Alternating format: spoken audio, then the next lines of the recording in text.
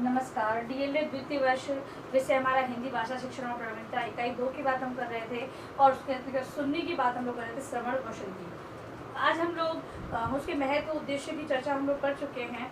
आज हम बात करेंगे श्रवण कौशल के तत्वों की, कि श्रवण कौशल है उसके अंतर्गत किन तत्वों को ध्यान में रखते हुए श्रवण करना चाहिए, जिससे कि जो श्रवण है वो हमारे लिए उपयोगी हो पाए। तो आइए कुछ तत्वों की हम लोग बात करते हैं। पहला है सुनने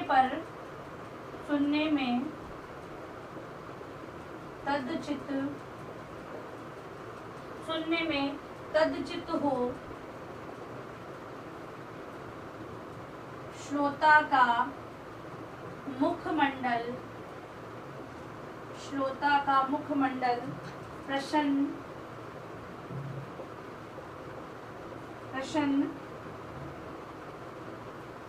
सुनने पर तदचित हो, श्रोता का मुखमंडल प्रसन्न होना चाहिए।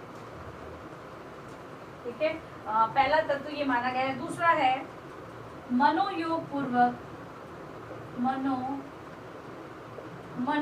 पूर्वक ध्यान केंद्रित करके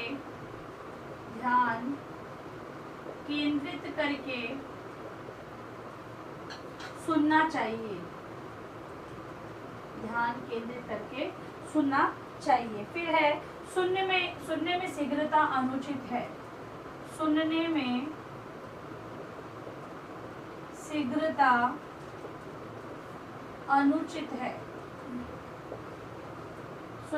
शीघ्रता अनुचित है, ये तीसरा तत्व है। इसके अलावा श्रवण कौशल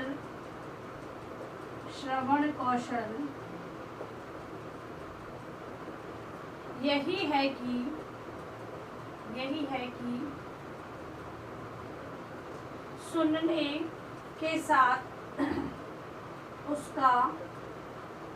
सुनने के साथ उसका अर्थ भी ग्रहण किया जाए। सुनने के साथ उसका अर्थ भी ग्रहण किया जाए, जो कि चौथा तत्व माना गया है। इसके अलावा सुनते समय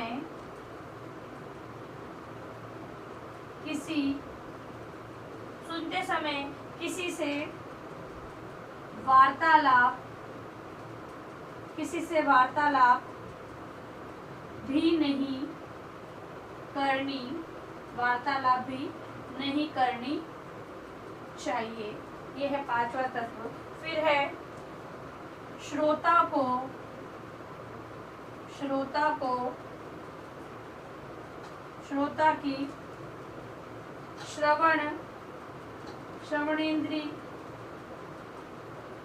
की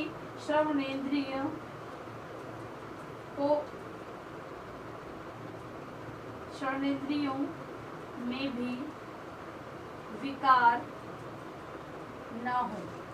मतलब कि अगर सुनने वाले के अगर कानों में कोई प्रॉब्लम होगी तो सही बात को समझ नहीं पाएगा, या फिर जो ज्ञान प्राप्त करेगा वो स्पष्ट नहीं उसके पास होगा। इसीलिए कोई विकार नहीं होना चाहिए, इस बात को माना गया है।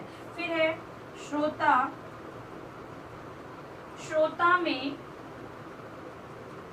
भाषा ध्वनियों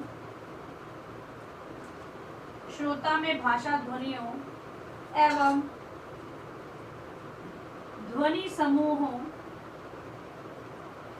ध्वनि समूहों शब्दों का ज्ञान होना आवश्यक है। यदि भाषा से संबंधित ध्वनियों का ज्ञान अगर श्रोता को नहीं होगा तो क्या बात कही जा रही है, क्योंकि अर्थ ग्रहण करना भी है तो अर्थ ग्रहण नहीं हो पाएगा। तो इस प्रकार से श्रोताओं को ध्वनियाँ और ध्वनि समूह और शब्दों का ज्ञान बहुत ही आवश्यक होना। हम किसी भाषा के बारे में नहीं जानते तो उससे संबंधित कोई जानकारी दी जाती है। मान लो अगर इंग्लिश में कोई भाषण दे रहा है और हमें उसका ज्ञान ही नहीं है तो हमारे पास वो हम सुनेंगे जरूर, लेकिन जो बताया जा रहा है उससे संबंधित कोई तर्क या वितर्क या फिर उन विचारों को हम लोग ग्रहण नहीं कर पाएंगे। इसीलिए उन ध्वनियों या शब्दों का ज्ञान उसे होना आवश्यक है। फिर है श्रोता में मूल ध्वनियों श्रोता में मूल ध्वनियों एवं ध्वनियों के समूह में अंतर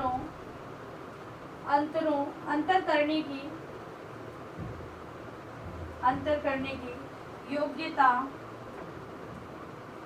होनी चाहिए। अगर श्रोता के अंतर्गत ध्वनि समूह के अंतर्गत अंतर करने की जो योग्यता नहीं होगी तो कौन सी ध्वनि का क्या अर्थ है वो अर्थ उसे समझ में नहीं आएगा। इसलिए अंतर करने की जो योग्यता है होनी चाहिए। अगला तत्व है श्रोता में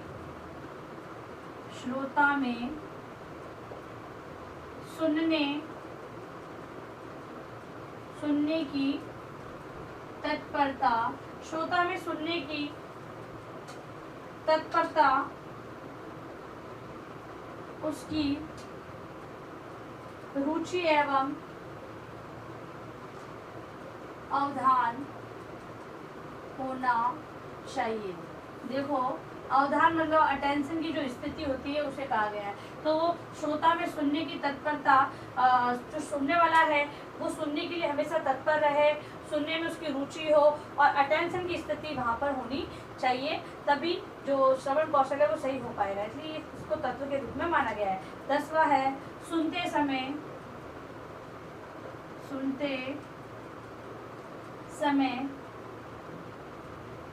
हाँ हूँ, सुनते समय हाँ हूँ या स्पष्ट समझने के लिए प्रश्न आवर्ती करने को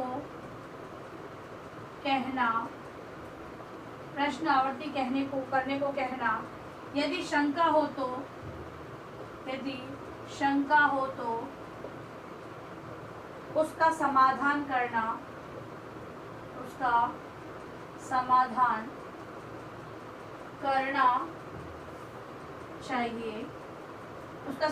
करना चाहिए। इससे वक्ता का मनोबल बढ़ता है और हंसी खुशी में अपनी बात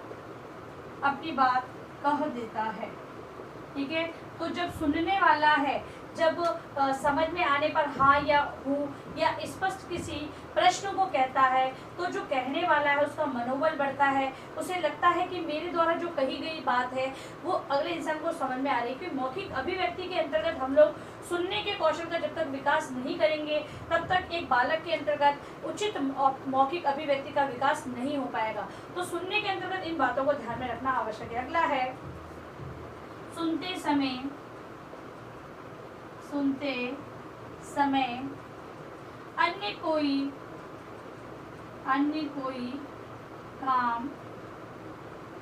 कोई काम न करे या श्रोता का ध्यान अन्यत्र नहीं हो।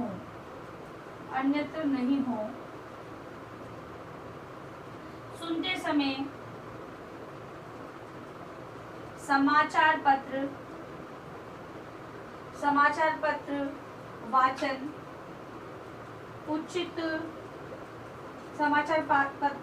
उचित नहीं है और न दीवार पर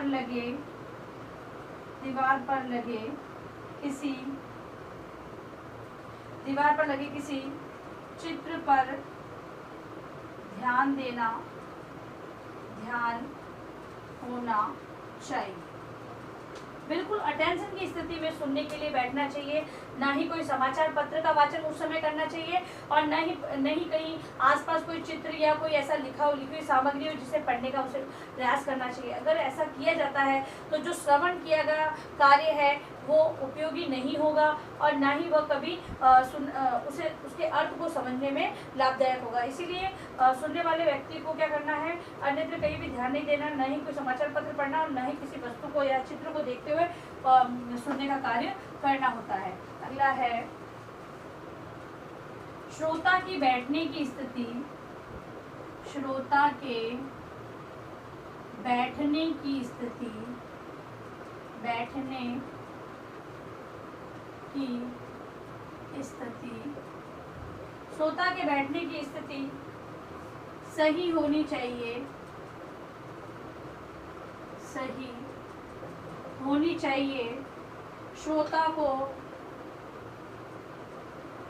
को वक्ता की ओर मुख करके उसके सामने होना चाहिए।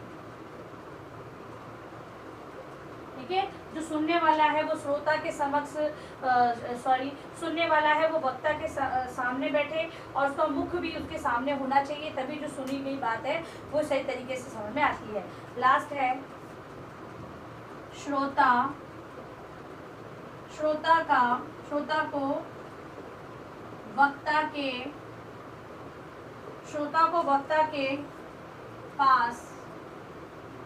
के पास या उसकी ध्वनि क्षेत्र की परिधि में होना चाहिए।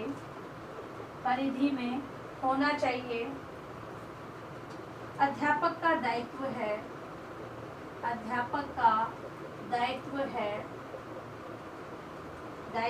है कि वे बालकों में उपयुक्त योग्यताओं का विकास करें। ठीक है, सारी बातों, इन तत्वों को हमने जाना। इन तत्वों का ध्यान में रखना एक विद्यार्थी शिक्षक को बहुत ही आवश्यक है, क्योंकि कक्षा में जाकर उन्हें इन योग्यताओं और क्षमताओं को विद्यार्थियों के अंतर्गत उचित विकास करना है। ये एक अध्यापक का दायित्व है। इसीलिए इन तत्वों को ध्यान में रखते हुए विद्यार्थियों के अंतर्गत श्रवण कौशल का विकास किया जाएगा, तभी उनके अंतर्गत उचित मौखिक अभिव्यक्ति का विकास संभव हो पाएगा। तो इन बातों का ध्यान रखना बहुत ही आवश्यक है। अब लिखिए अपना गृह कार्य प्रश्न।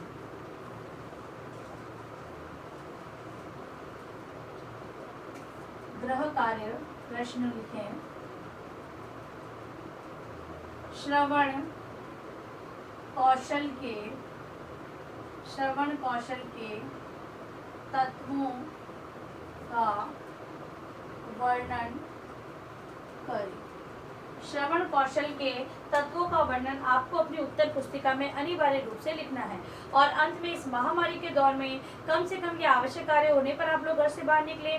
बाहर निकलते तो 3 बातों का विशेष आप लोग ध्यान रखें। मास्क लगाएं, सोशल डिस्टेंस बनाएं और हाथों को बार बार सैनिटाइज करते रहें। सुरक्षित रहें, सभी का ध्यान रखें। धन्यवाद।